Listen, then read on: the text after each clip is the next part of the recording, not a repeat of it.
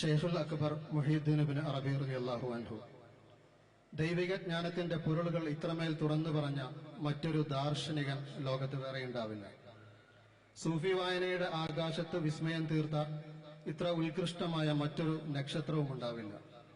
കയറും തോറും ഉയരം കൂടുന്ന മഹാപർവ്വതമാണ് ഷെയ്ഖുൽ അക്ബർ, വിഖ്യാതമായ വഹ്ദത്തുൽ വുജൂദിന്റെ ഉപജ്ഞാതാവ്. വഹ്ദത്തുൽ വുജൂദിനെ മുൻനിർത്തി the single model duality of time and ultimate symmetry എന്ന ഗവേഷണ ഗ്രന്ഥം രചിച്ചിട്ടുണ്ട് നമ്മുടെ വിശിഷ്ടാതിഥി doctor Muhammad ഹാജ് Yusuf.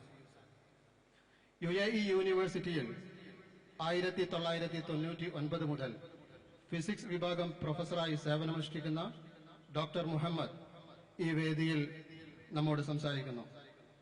Dear doctor Muhammad Haji Yusuf, it's an absolute honor and pleasure to have you here with us today. On behalf of Sultania Foundation, I warmly invite you to come up and share a few words with us. Thank you very much. Assalamu alaikum wa rahmatullahi wa barakatuh. Peace be upon you. So this is a conference of peace and a conference of unity. And I will be speaking about the oneness of being, or the unity of being, not only the unity of a human race, but also the unity of the whole being. And this is in the view of the greatest master, Shaykh Muhyiddin ibn Arabi, radiyallahu anhu wa ardah. Let me start first by some history, just to tell you a little about Shaykh Muhyiddin. He was born in Andalus in the year 560 Hijri, that is 1165 Miladi. Good. But there is a nice story actually related to Maulana Shaykh Abdul Qadir al-Jailani radiyallahu anhu, and that's the father of Shaykh Muhyiddin. Before he was born, he went to pilgrim in Mecca, and he met Shaykh Abdul Qadir al-Jailani, and at that time he had only daughters and no son. So he asked Shaykh Abdul Qadir to pray for him that Allah may grant him a son. So Shaykh Abdul Qadir radiallahu anhu said to him, to the father of Shaykh Muhyiddin, his name is Ali ibn al-Arabi, he said, I don't see in the tablet that you will have a son. But then he insisted and he said, please pray for me that I may have a son, because I have daughters and I want a son to carry my name. So the story goes like that Shaykh Abdul Qadir put his back to the back of Ali ibn al-Arabi, and the sperm of Shaykh Muhyiddin was transferred from the back of Shaykh Abdul Qadir to the father of Shaykh Muhyiddin ibn Arabi. And it happened that Shaykh Abdul Qadir died only 1 year after that. So in this way we can say that Shaykh Muhyiddin ibn Arabi is the son of Shaykh Abdul Qadir al-Jilani radiyallahu anhu. So Shaykh Muhyiddin ibn Arabi is very famous. He was a pious person since his childhood. Actually, even when he was 17 or 16 years old, he had divine knowledge that was inspired to him by God, by Allah subhanahu wa ta'ala. And there is a story also which is related to what I will be speaking about, that Shaykh Muhyiddin, when he was 17 or 16 years old, met the philosopher, very famous philosopher, Ibn Rushd or Averroes. And Ibn Rushd was in his 90, at the end, late in his time. He was very old and very famous at that time. Just to tell you that all the philosophy in Europe is actually based on Averroes' books, that he brought the Latin philosophers into the Arabian language. So Averroes wanted to learn what the Sufis says about the philosophy, about the way of mind. We all know that the Sufi method is actually depends on divine knowledge or spiritual knowledge that is inspired by God, not by thinking and not the philosophical method. So Averroes wanted to compare his method. Thank you. He wanted to compare the summary of philosophy as he learned from ancient philosophers like Plato and Aristotle, and he asked Sheikh Muhyiddin, but at that time he was just a young person. He only knew him through his father. So he asked him, what do you think about the conclusion of philosophy? Is it correct according to your knowledge that is inspired by God or not? Then Sheikh Muhyiddin said, yes, it is. And then Averroes was happy to learn that his philosophy is correct. But then Sheikh Muhyiddin said again, no, it's not correct. And he said, it is between yes and no. So this is the key here. Between yes and no, the truth is between yes and no. It's not yes, it's not no. So our philosophy or our thinking in general, all are as people, is actually not correct, not true, but also not wrong. So the truth is between yes and no. And actually this is declared in Quran, because we know that according to Quran and even ancient religions like Judaism and Christian and even other ancient religions, that Allah created the world, the whole world, the heavens and the earth in 6 days, and then He mounted on the throne.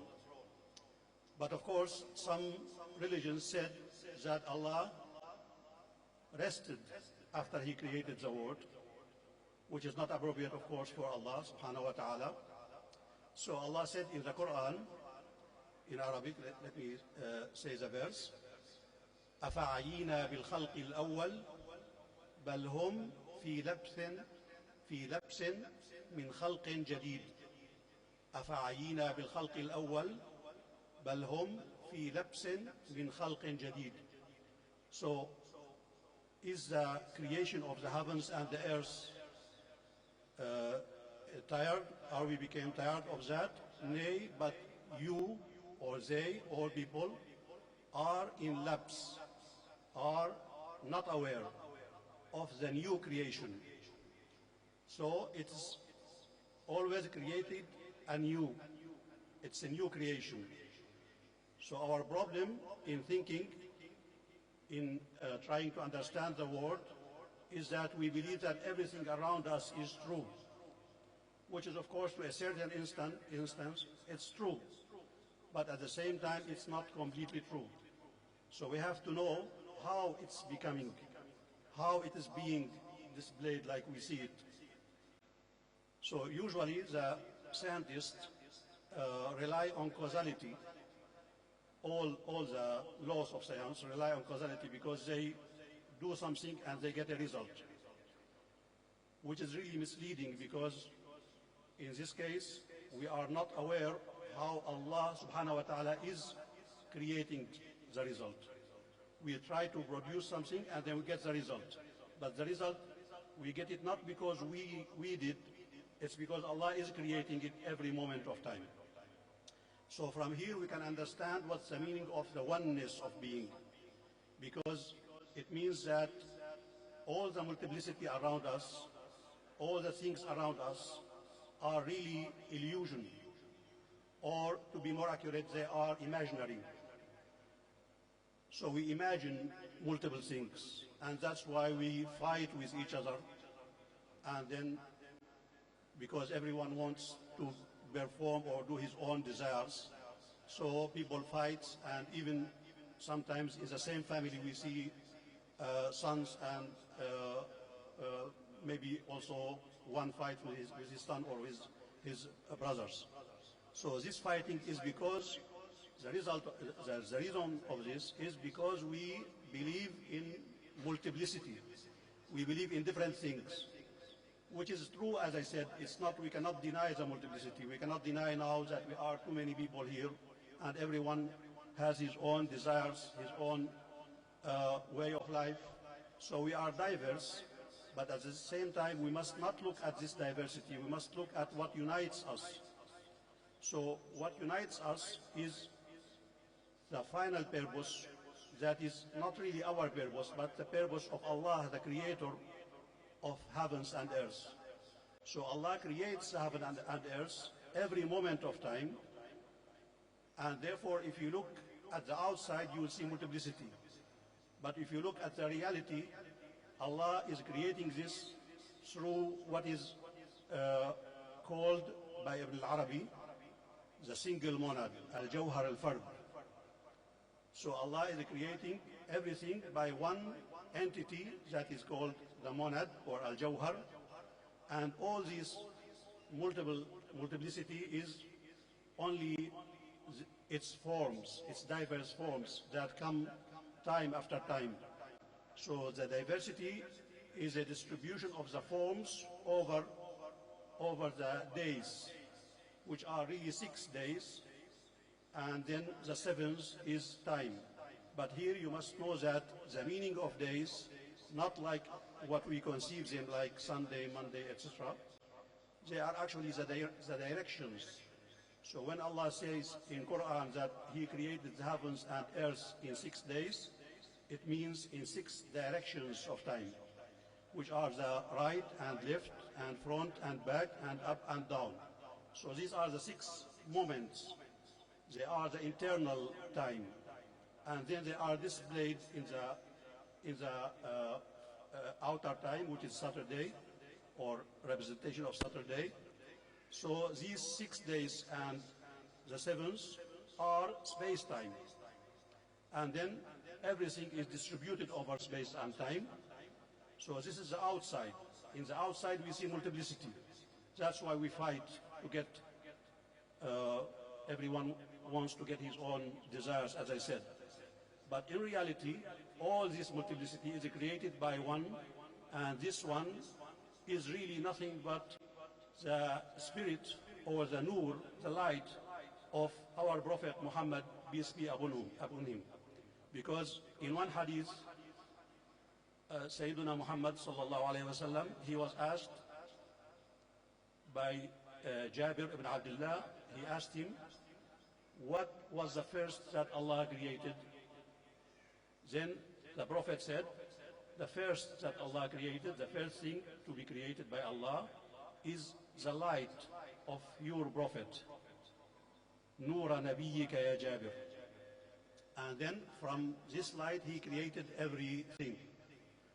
So everything is created by this first light, and then all this matter and star and planets and everything is just forms distributed over space and time.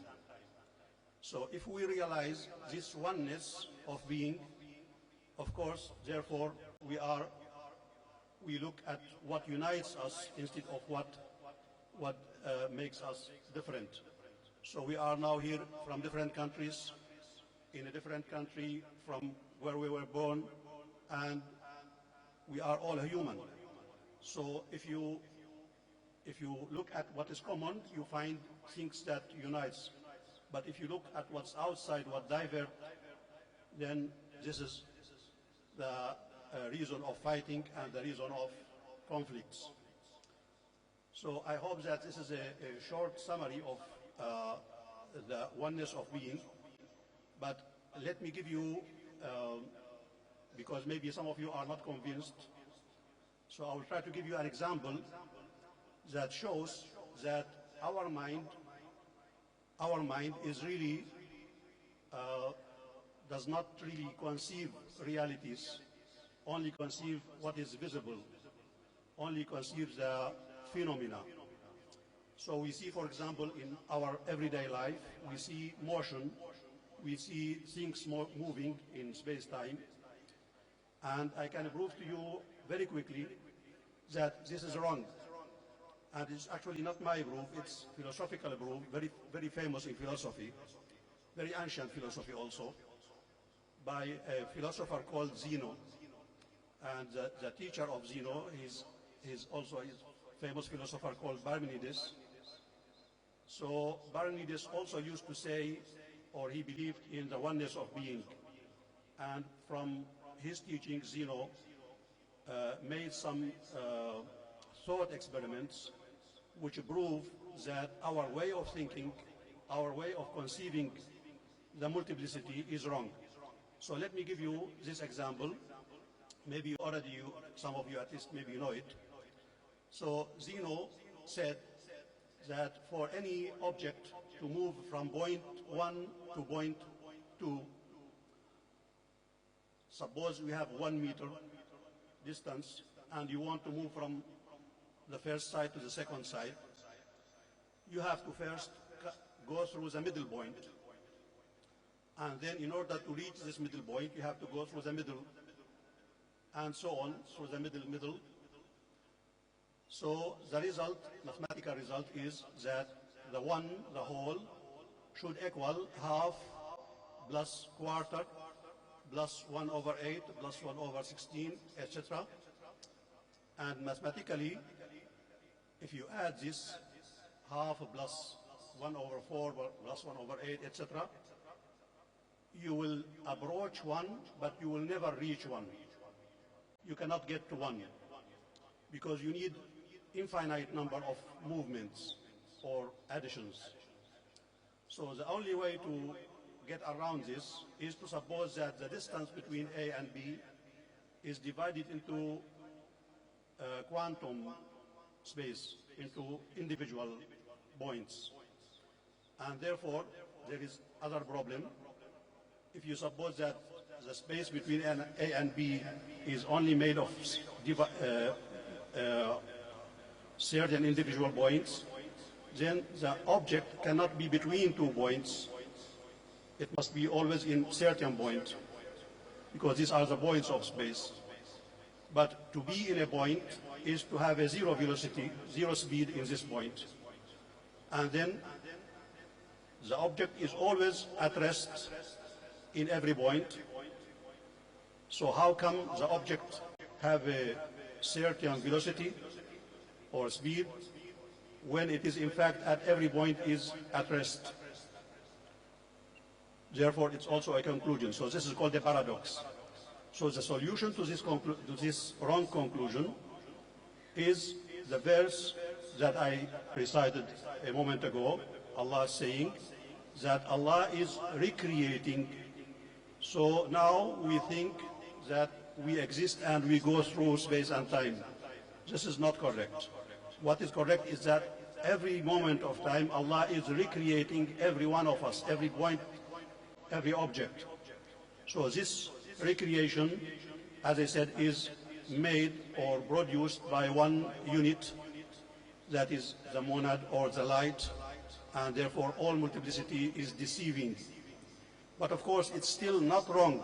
As I said, it's true from one side and not absolutely true. So everything is relative. And actually this is the reason why space-time is relative, and therefore all the modern physics, modern science is based on the theory of relativity and also based on quantum mechanics. But here there are many technical problems or issues that I cannot go through. But I hope in this quick presentation I gave you some idea about the oneness or unity of being, which is in the end the reason of peace. Because to be in peace is to unite and look at what is common between us, not what diverges. And that's our purpose in life. So thank you very much, and I hope you enjoy the talk. Thank you.